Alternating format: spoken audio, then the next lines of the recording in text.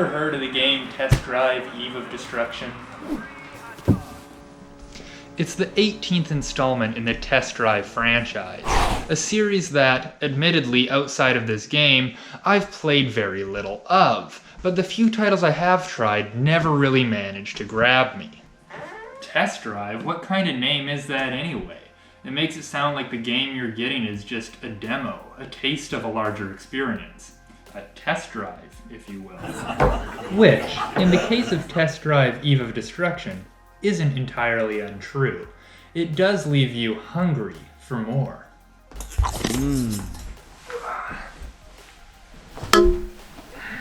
This game comes so close to being my personal perfect game, but also falls short in so many ways. And on a broader level, it just feels borderline unfinished at times, as it was clearly intended to be more than the developers had the time and or budget to pull off.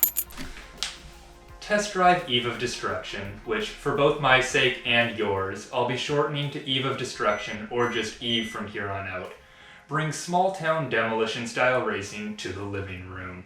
And while many of the other games that aim to replicate this style of racing do so in an often exaggerated manner, Eve of Destruction opts to be more held back in its approach, offering a more grounded representation of the sport, complete with permanent damage and spray painting.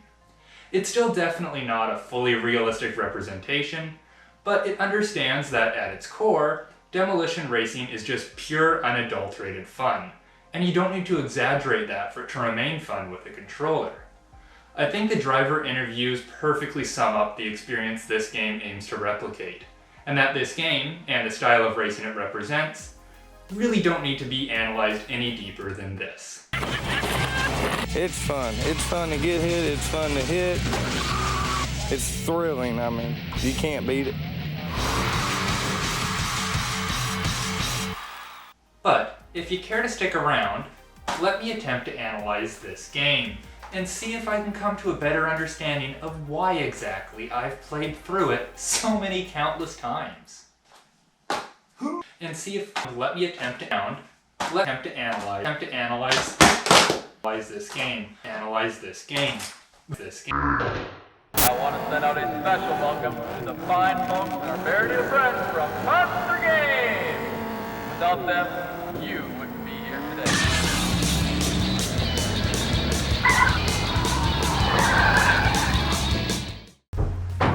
If you knew me, you'd know that I love cars, and I love racing. I love cars so much, in fact, that during my time in university studying graphic design, I'd be given limits on how many of my projects could be car-related, and yet I'd still always manage to sneak in at least one car-themed design per class. Now, everyone who's into cars is into cars for slightly different reasons. The main power source fueling my passion for cars is small track racing. When I was around 3 or 4 years old, a family friend who also had a son the same age as me invited my family out to our local speedway. Her son was sound asleep before the night was over, but I was wide awake, my eyes glued to the track. I was in love. I told my parents that as soon as I was old enough, that was going to be me out there. For my 12th birthday, my parents paid for me to take the race class required for anyone 12 and up to start racing. They figured I'd take the class and that would be it. But, always true to my word, I immediately started looking for a car, and by the end of the week, I bought my first race car using money I'd been saving up for my paper route. It was a completely beat-to-shit 91 Accord, that's it right there, that my dad later admitted he didn't think would even last a season. But boy was he wrong, that thing was probably the most problem-free car I've ever owned. It had about 4 seasons on it already when I bought it in 2011, and it continued to race until 2018. But what does any of this have to do with video games? Well, racing is a seasonal sport, and in the off-season, there's not much you can legally do to replicate it other than video games. And despite there being a large slew of racing games to pick from, I've yet to really find something that replicates the style of racing that I love the most.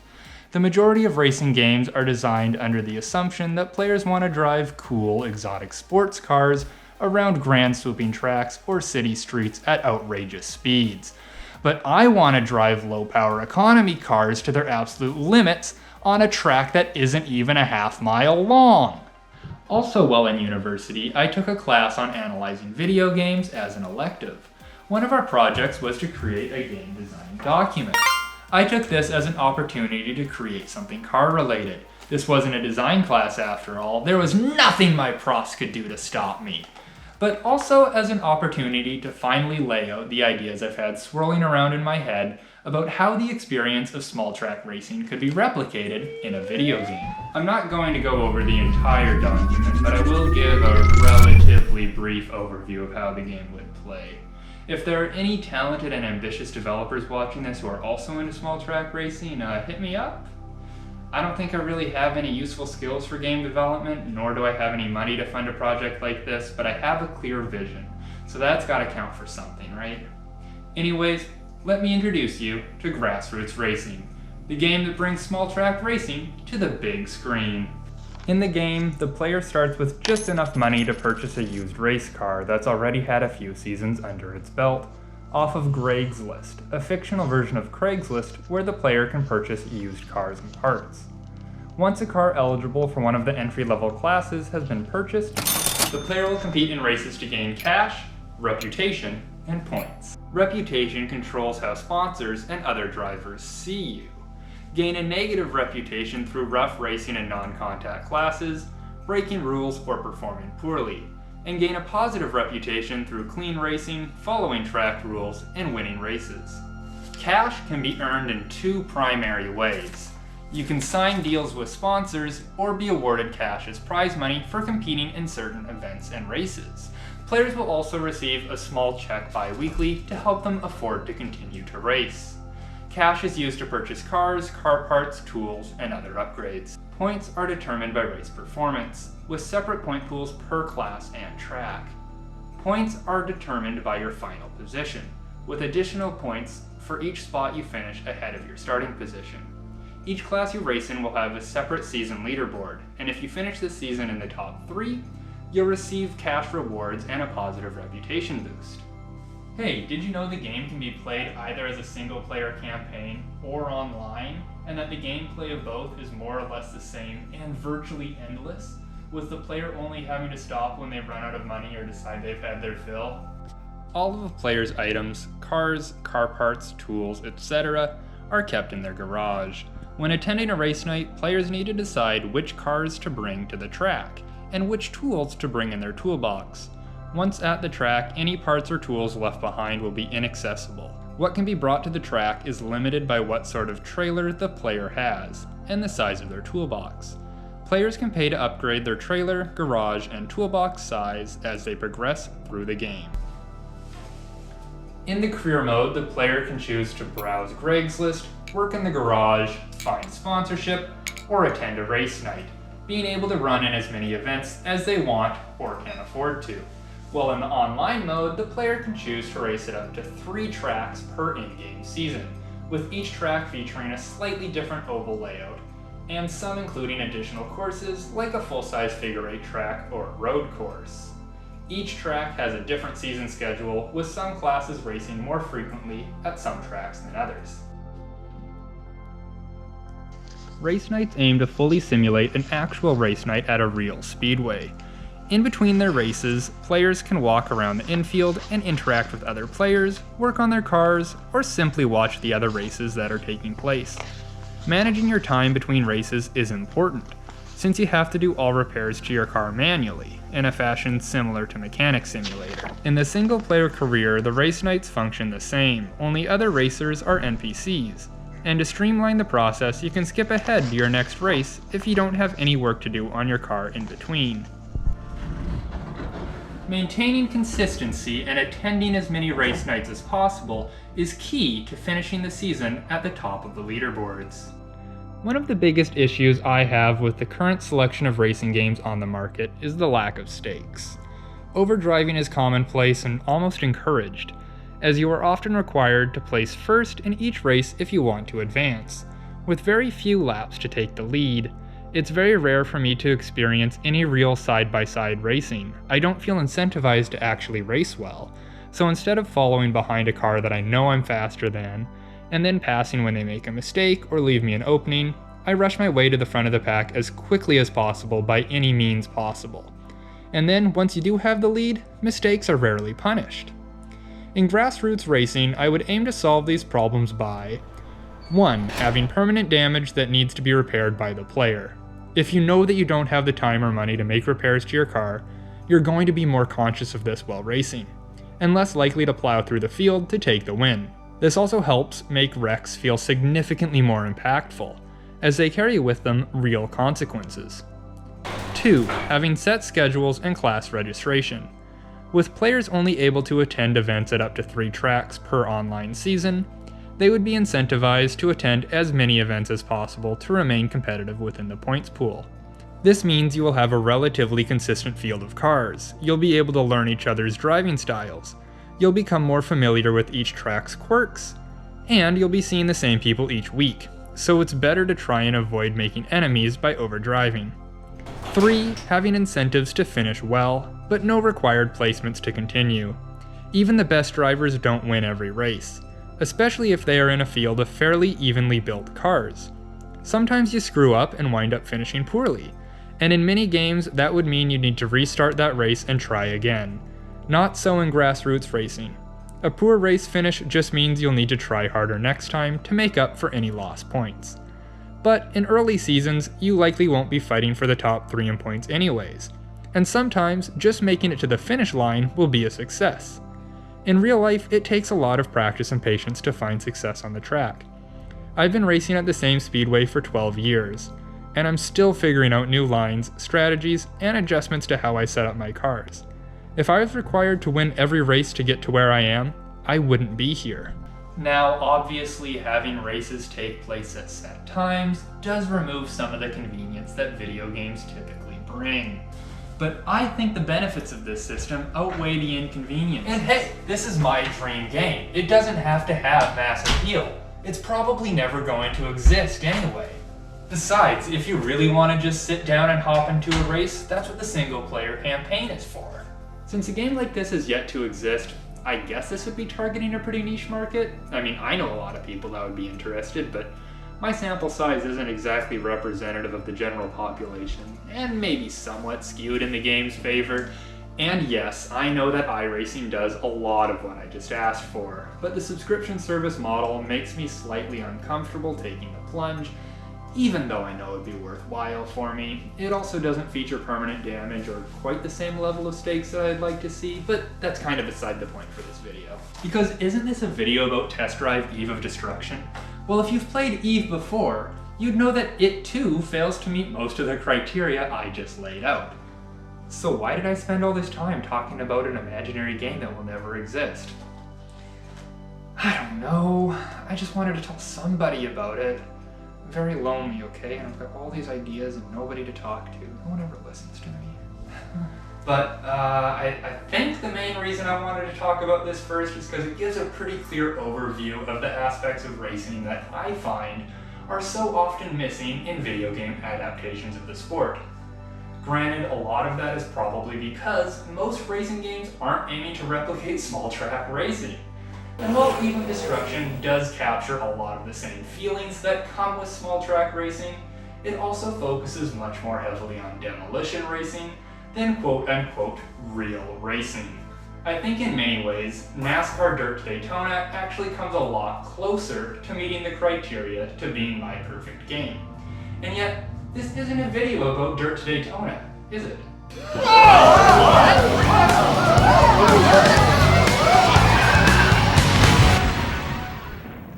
Holy fucking shit, dude. It's been 14 minutes since I started watching this stupid fucking video. Now you're gonna spend even more time talking about another game that's not Test Drive Eve of Destruction? Hey, there's no need to barge in here and start swearing at me, okay? We're getting to Eve of Destruction, I promise, okay? Look, Dirt to Daytona and Eve of Destruction were made by the same people. I promise we're getting there. You just need to have a little more patience, okay? Okay, fine. But if we're not talking about Test Drive Eve of Destruction soon, then I'm out of here. Well, let's put that rude interruption to the side and carry on. NASCAR Dirt to Daytona was the last game released by Monster Games prior to Eve of Destruction. and in many ways, it shows. There are shared camera angles, a very similar driving feel, and a myriad of other shared and/or similar visual elements. The games were released 2 years apart from each other, with Dirt to Daytona coming out in 2002, and Eve of Destruction being released in 2004. Interestingly enough, Dirt to Daytona was released on the PS2 and GameCube, while Eve of Destruction came out on the PS2 and Xbox. And I happen to own the GameCube copy of Dirt to Daytona, and the Xbox copy of Eve of Destruction. I'm not surprised that Eve skipped over the GameCube, but it is somewhat bizarre to me that Dirt to Daytona, which I may just shorten to Dirt occasionally from here on out, skipped over the Xbox, especially since both games seem to run on a modified version of the same engine. So it most likely wasn't an issue of not being able to get the game running on the Xbox hardware. But with both games featuring an extremely barren Wikipedia article and not much else online, we'll likely never really know why this was the case. And it really doesn't matter all that much, especially not for this video. Now, like I'd mentioned earlier before we were so rudely interrupted, NASCAR Dirt to Daytona, on paper at least, actually comes a lot closer to being my perfect game than Eve does. It doesn't feature permanent damage, and it is, at the end of the day, a NASCAR game for consoles from the early 2000s. But, particularly at the early stages of the game, when you're only racing in the Dodge Weekly Racing series, this game is a local small track grassroots racing simulator. Not only that, but the game encourages you to learn tracks, run practice laps, adjust your car's setup, and even explains to you at the beginning that when you first start racing, you're not likely going to be winning every race. You have to work your way up from the bottom to the top. From Dirt to Daytona, if you will. Because of this more realistic approach, and the more or less shared dirt track physics between Dirt and Eve, the early stages of this game wind up feeling like a more real, racing-focused version of Eve of Destruction to me, which is fantastic. However, once you start finding success in the Weekly Racing series, and are able to upgrade your car, the challenge and good racing that come along with it wind up falling to the wayside, as you wind up being able to win more or less every race without too much difficulty. And when you move up from the Weekly Racing series to the Featherlights, I start to lose interest. Mostly since the handling of the Featherlight cars just doesn't click for me. Maybe I'd have better luck with a different controller, since I have the same issue with how the Featherlight cars handle in NASCAR 2005 on the GameCube as well. And that was made by a completely different developer. So maybe it's just the Featherlights I have issue with. Regardless, once you have moved past the Weekly Racing series, the game is no longer replicating local grassroots racing. You're now a semi and eventually just a fully professional race car driver. But what if there was a game that took the incredibly slick dirt track physics from Dirt to Daytona and focused just on that? What if there was a game that took the same approach of respect and admiration to the sport of NASCAR that Dirt to Daytona did, but applied that respect to small-town demolition style racing? What if there was a game called Test Drive Eve of Destruction? Oh wait, there is! And that's what this video is about! Oh yeah, it's about fucking time! For a long time when I was a kid, we didn't own any video game consoles. I had my Game Boy Advance SP, but nothing for the big screen. Occasionally, my parents would let me rent a PS2 and a couple games from our neighborhood video rental store. And one time, I chose to rent this game called Test Drive Eve of Destruction. I'd seen it in the store before, and its cover had always stood out to me. It made me think of the Crash to Pass racing I loved watching down at the track. I'm not sure why I didn't rent it earlier, or why I only rented it the one time. Maybe it had to do with the T rating, even though I owned other T-rated games at the time. Or maybe it was just rarely checked into the store. Whatever the reason, for the longest time, this game only existed as this foggy memory to me. I remembered the name and had vague recollections of the cover art. The disc that looked like an old rusted wheel had been ingrained in my memory, especially since, at the same time I'd rented that game, one of my best friends had also brought over his copy of Stuntman Ignition to play. And that game's disc art, a cool, clean wheel, contrasted so perfectly against the disc for Eve of Destruction. I'm not sure how far into the game I got, but I know that I got far enough to unlock the auto shop, as I recalled attempting to paint my car and finding the Microsoft Paint-esque paint booth to be horribly unintuitive with a controller. and wished there was something more akin to Need for Speed Most Wanted's customization options instead. And I remembered there being an event with hell in the name, which, for a good Christian boy like myself, felt very rebellious and cool to see in a video game. And those memories were all this game was for me, until a few years back when I found this copy sitting in a thrift store for a couple bucks. And, of course, I picked it up. I didn't have an original Xbox to play it on, but that was an easy problem to remedy. All that took was a visit to another thrift store in town, and by the end of the day, I was ready to play some Test Drive Eve of Destruction for the first time in probably a decade. When I booted it up, the memories came pouring back to me.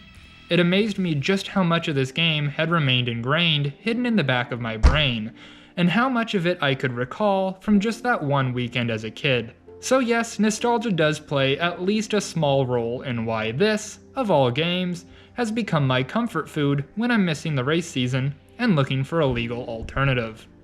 But surely it's more than just nostalgia that keeps me coming back to this game time and time again. This game invokes much more the feeling of being at the track than the vague memories of playing it that one weekend as a kid. And let me tell you, the high of a race night is unlike anything else. Spending an evening in an environment surrounded by people all equally as passionate about cars and racing as you, everything feels possible. Yes, I'll build 1,000 race cars and run in every class. I don't know where I'll find the time or money to make it happen, but I will.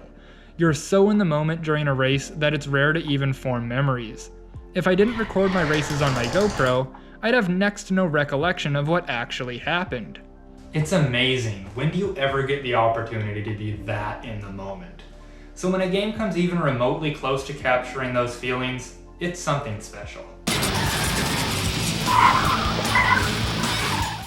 Remember earlier when I was talking about Dirt to Daytona and I mentioned how the developers brought the same level of respect and admiration to Eve as they did to that game?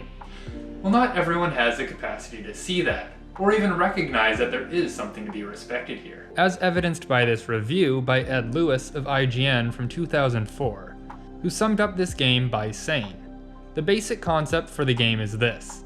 In some parts of the country where people have more cars than sense, they like to bash them up and call it a sport. It's obvious that Ed and I are approaching this game from completely different perspectives. It's also obvious that I have a tendency to reach for meaning in things that others might say are devoid of substance. I mean, I find the Trailer Park Boys to be a show with an insane amount of depth to it, while many people consider it a mindless lowbrow comedy." And while Ed was approaching the game from the latter perspective, complaining that the cars were slow and handled poorly, that due to the nature of the races, skill alone wouldn't guarantee a win, and that it never opens up and becomes a fast racer, I love the game for those exact reasons. Going back to the Trailer Park Boys for a second here, I think that show and this game have a lot in common in terms of how they approach their subject matter, and in the subject matter that they are approaching. On paper, the Trailer Park Boys seems like it should be wildly offensive, but it really never is. The show never punches down with its comedy. We're not laughing at Ricky Bubbles and Julian for living in a trailer park. That's not the punchline. We're seeing largely genuine but slightly exaggerated representations of people who, through misguided but usually well-intentioned actions, wind up in funny scenarios. The same is true with Test Drive Eve of Destruction. Yes, it's a slightly exaggerated representation of demolition racing, but this isn't something to be taken fully seriously in the first place. The people running these events know that too. They're just out having a fun time. And if people get to enjoy watching them have a blast with their buddies, that's just a bonus. From the chickens running around freely at your house, a small trailer on an open lot that you can fill up with dilapidated cars, to the nicknames you can choose for yourself at the start of the game. Wrong way, Willie! And the fact that your only option for painting your cars was spray paint, this game is having fun with its source material in the same way that someone who loves demolition racing would if they were making this game themselves.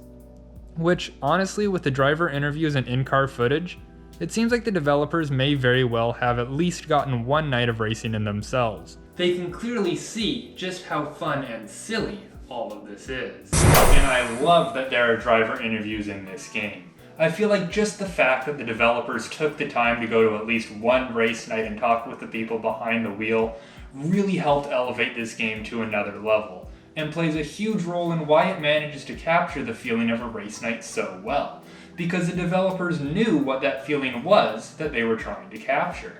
No, the cars aren't fast. They're not supposed to be. They are old rundown cars that nobody wanted around anymore from the 60s and 70s.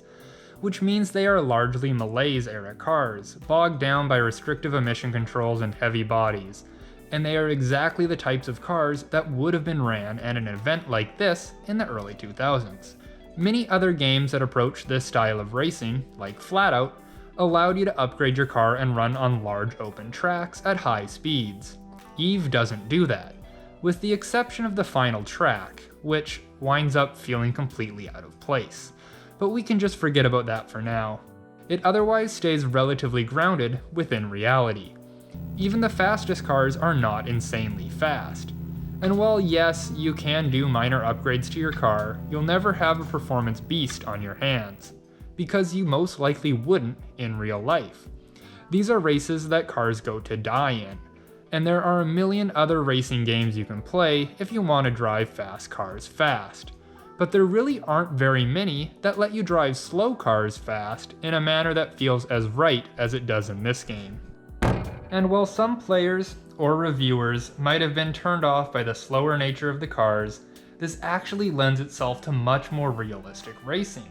Since none of the cars are insanely overpowered, the pack tends to stay fairly bunched together, with plenty of opportunity for actual side-by-side racing to occur, with a little rubbing of course. This game wasn't intended to be a fast racer. It was intended to be a love letter to small-town racing. And how cool is that? I think the back of the box sums it up quite well. It's real, it's ugly, it's racing. Straight from the small-town tracks across America, it's fender-flattening mayhem where being the fastest doesn't guarantee you the checkered flag. I mean, when outside of this game have those tracks seen representation like this? While you were watching the last part, if you've played Eve of Destruction before, you might have been a little surprised when I mentioned that the last track felt out of place. You were probably yelling at your screen saying, "You can access that track from rank 80, it doesn't come out of nowhere." Well, yes, that might be true, but I'll be completely honest with you. Throughout all the countless playthroughs I've done of this game, I don't think I've been into Enfield more than once. Same with the races at TJ's Diners in Troy's Place. I actually don't think I've ever done a single race from Troy's Place, but I do recall doing at least one at TJ's as a kid. For me, I repair my cars at home, go to Sweeney's salvage yard to buy new cars, go to the auto shop to upgrade and paint my cars, and head out of town to attend Eve's, and that's it. I'm not interested in running the unsanctioned street races against single cars, or tackling the obstacle courses in the infield. I'm just here for the main events. So no, I can't talk to the quality of that aspect of the game. Other than that, it is there if you wanted some additional variety to your races. There are unsanctioned street races on your way to the tracks that you race at, where you can run against one of your opponents for the chance to win some extra reputation points, and potentially smash up one of your opponents prior to even reaching the track. I'll do those. It's a fun bit of world building that we race our cars from Ashland out to whichever track we're racing at, and really hints at the fact that I believe this game was initially supposed to be fully open world. This is further backed up by the maps we see on the loading screen, showing how the different tracks are connected to your main hub area, and just the fact that the main hub area can be driven around in at all, rather than it just being a simple stylized menu like in Dirt to Daytona. But for the most part, I don't even really interact with the small open world that we do have, so I really don't feel like we are missing out on all that much. Most of the time, I just wind up jumping around from place to place using the menu.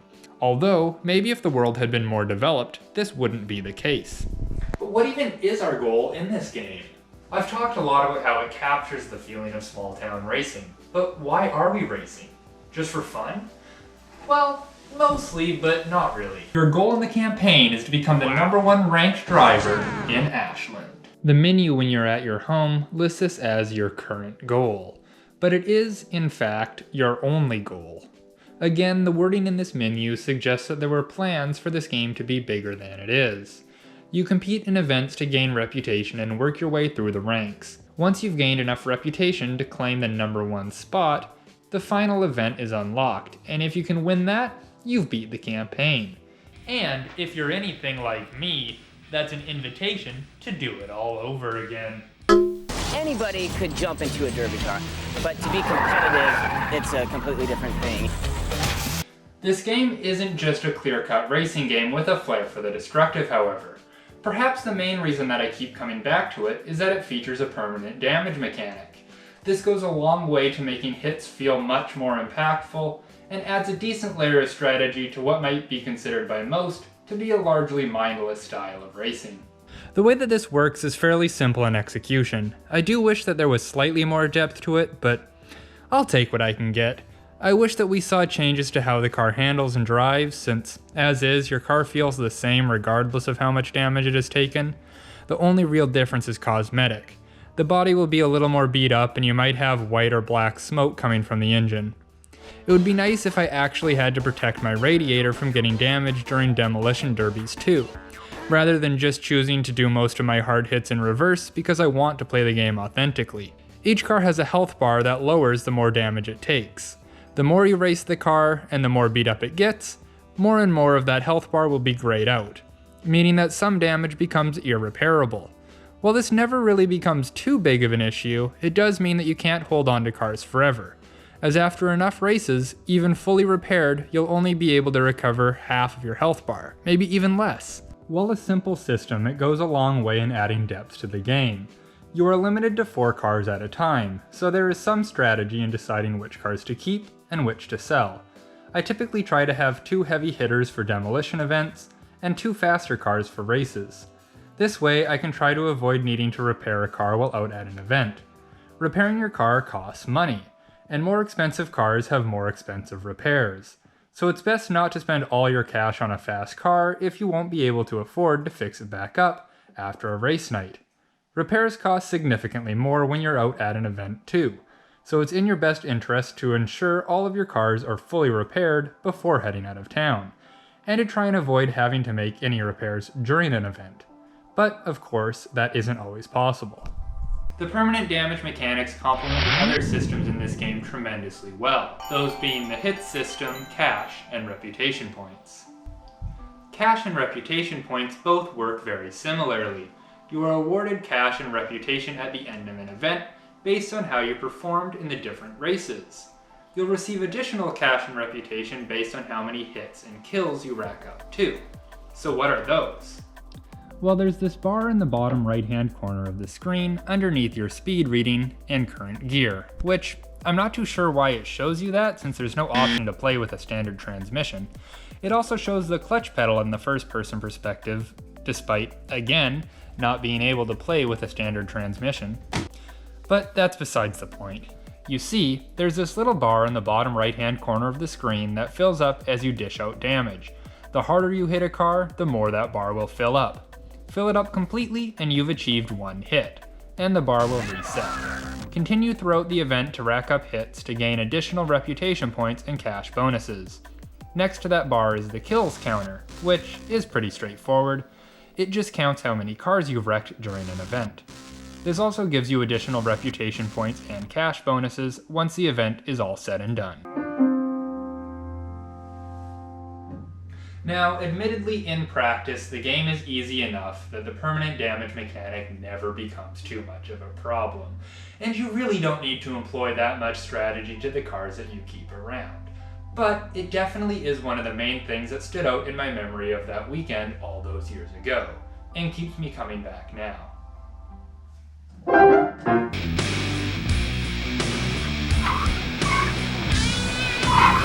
At this point, I've talked a lot about how the game makes you feel, but not a lot about how it presents itself in order to make you feel those things, or the actual physical controls of the game.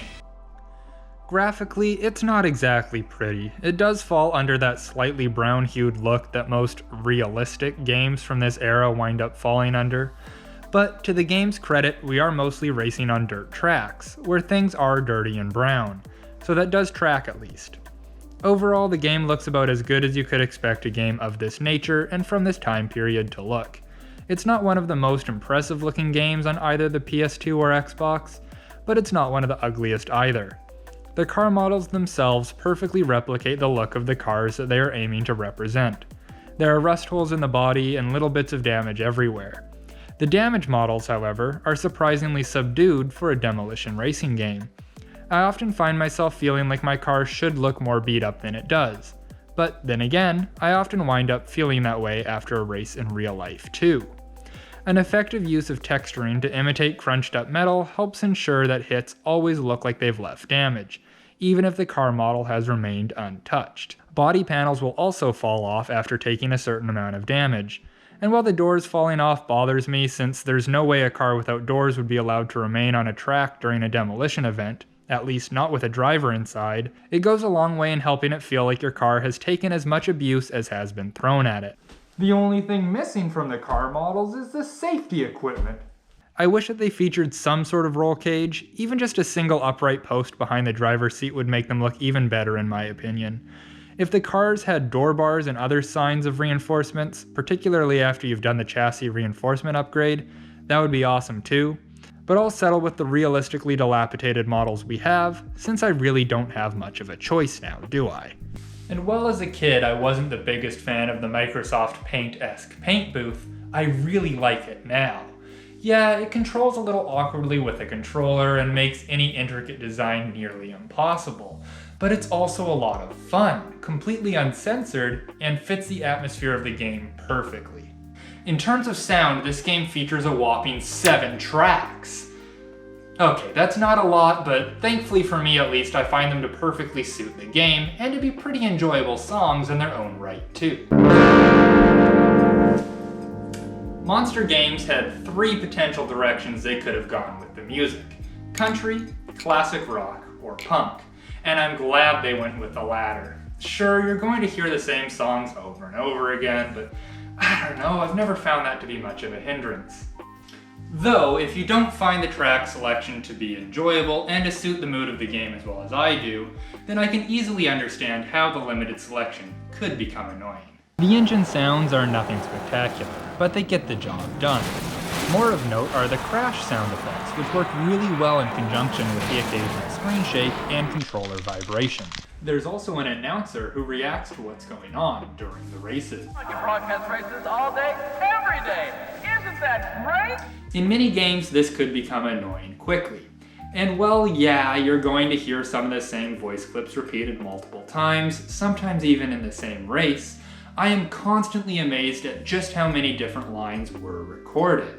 I have played this game for well over 100 hours at least, and still occasionally find myself hearing the announcer say things that I don't think I've heard him say before. Maybe the developers made it so that certain voice clips become unlocked after a certain number of hours have been logged playing the game. Because I swear, there are lines I didn't hear at all during my first 5 to 10 playthroughs that I hear relatively frequently now. And sometimes there's lines I don't think I've heard before at all. I've been sitting up here for a while and I'm getting a bit thirsty. The first fan to bring me a beer gets a specialty pie from Whiteman's Family Restaurant. The place for pie. Please, don't spit in that beer. In terms of controls, I can't recall how the PS2 version felt, but the Xbox version controls very comfortably. I know the Duke controller has been called unwieldy, but I honestly find it to fit very comfortably in my hands and to work really well for racing games. The button layout is pretty standard and intuitive. Use the triggers for gas and brake, the analog stick to steer, Y toggles between different camera angles, X lets you look behind you, and A is your e-brake. Perhaps the only bizarre thing is how the B button functions as reverse, meaning if you're running a front-wheel drive car in a demolition derby and trying to run straight backwards into somebody, good luck. You're just going to be spinning around in circles unless you're tapping away at that button to prevent those front tires from losing grip. Granted, you can choose between 2 other control layouts, but regardless of which you choose, reverse will always be delegated to a face button, never a trigger.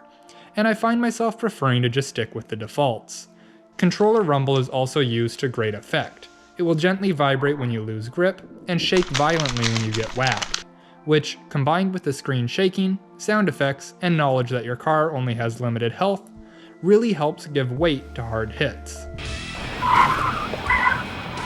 I've alluded multiple times during this video that the game can feel unfinished at times, and while it never really winds up feeling unfinished with the way that I tend to play the game, there are definitely more signs than just the hints of an open world that the developers intended for this game to be more than it became. Some people might look at the HUD and say, hey, that's pretty bare bones, that must be left over from development, but I don't think so. Yeah, it's bare bones, but it's stylized enough that it feels intentional. You really don't need anything more than what you're given. If you want to see a HUD that was definitely left over from development, go into action mode and check out Car Soccer. I've done everything as you say. I followed your rules without. Speaking of Car Soccer, there is a driver interview video about it. Well, it's basically like regular soccer, except for the soccer ball is a lot bigger and you're using automobiles. And yet there isn't a single Car Soccer event in the entire campaign. And that's not the only race that doesn't get featured in the campaign. Also with a video but no career presence are the trailer and chain races, which is a shame since both of those are a lot of fun, and I would love to have them as part of the campaign. Car Soccer can remain in action mode for all I care. It's a little too unpolished to really be anything more than just a curiosity. There's also an entire track that is never used once in any of the career mode events, which is also unfortunate since, while I never find the track selection to feel repetitive, it is somewhat limited. A few missing race types, including a grittier, unfinished version of Rocket League, an unused track, and signs of a fully open world are all we can really glean were left on the cutting room table from the release version of the game. But I am sure there was more that Monster Games wanted to include in this game, but for whatever reason, just weren't able to. And while it is a shame that they weren't able to make their complete vision, what they did wind up making is pretty damn fun.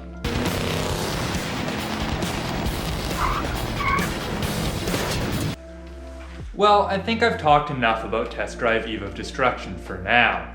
I'm sure there's more I could say about this game, but allow me to try and tie this back in with the start of the video.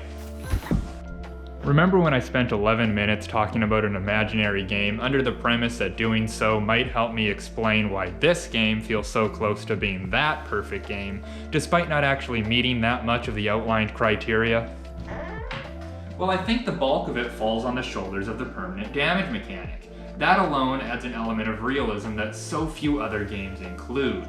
And while it doesn't go as deep as I would really like it to, it still adds extra stakes to the races not seen in other games, giving significantly more weight to wrecks and occasionally requiring you to drive extra carefully if your car is on its last legs and you really want to finish that race. That the game never requires you to place first in any event also helps, as that allows you to race more realistically and for mistakes to have consequences without requiring the race to be restarted. The fact that repairs cost more when you're out at an event is similar to how I would want the tools that you have at your disposal to be limited to what you brought with you to the track from home. It makes it so repairs at the track are less ideal, again encouraging more realistic racing and a level of strategy. And finally, just the clear love and respect for small town racing that the developers had. This shines through in every aspect of the game, and I think is really why this game stood out to me so much, and continues to stand out for me. Like I said way back in part 4 of this probably needlessly long video, this game is a love letter to small town racing. And as a small town racer myself who hardly ever sees any elements of that represented in games, that's awesome! Sure, I'm not a demolition racer. I've ran figure 8s before, which was an absolute blast, and I'm hoping to do so again in the upcoming season, but I have much more experience running in non-contact classes, and that is what I generally prefer. But that doesn't really matter here, since the love and passion of the developers shine through, and this game just radiates that warm, special feeling that I can usually only get from the infield on a Saturday night. In many ways, this game feels like a simplified example of how my dream game could work. And a lot of that is because I used it as a reference while thinking of how I would translate the experience of racing at a local small track to a video game.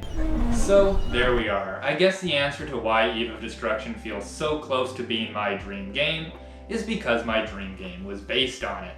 I probably didn't need to spend this long coming to that point, but hey, here we are. I hope you enjoyed watching me ramble on about a nearly 20-year-old game. If there's a track near you, go check it out and learn about what events they run. Many tracks will offer autocross sessions that are open to most street cars or have an entry-level racing class that doesn't cost all that much to get started in. And even if you don't want to race, go watch a couple race nights. Small tracks are a dying breed and it's important to support the ones we have left. Thanks for watching. Hey, this video was sponsored, or more accurately, this video was potentially sponsored by you. Look, I hate hustle culture and the idea that every single one of your hobbies has to be monetized. I just want to make things because I want to make them.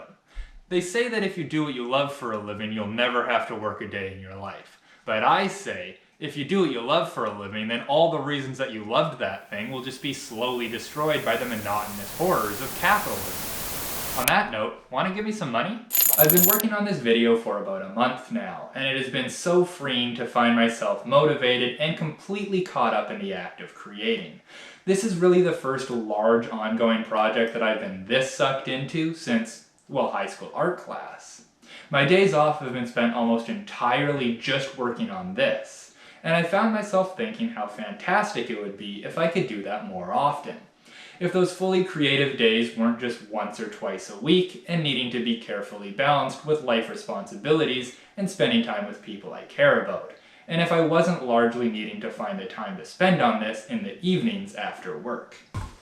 All I really want to do with my life is spend my time creating, and racing of course. But we do be out here living in a society, and while I know I could probably find a way to make it work so I could survive off just my art alone, then that art would become my job, and I'd no longer be making what I want to make. So the moral of the story is this. If you want to throw a couple bucks my way each month, I'm not going to complain. I've set up a Patreon under the idea that it might someday allow me to spend more time and money making stuff like this. I'll be completely honest with you though, I don't actually support anyone on Patreon because I can't really afford to. Even though I enjoy the art of many people who could probably use the financial support just as much or honestly probably more than I could, I don't. So I won't be upset if none of you sign up for it, especially considering I've only really had one successful video so far, and that was a pretty basic review of my Honda Fit that probably only gained traction because YouTube seems to love telling people to buy Honda Fits. I don't even know if I'm going to make something like that again. So there's totally no pressure here, it's completely up to you. I just figured I might as well put the option out there. Thanks.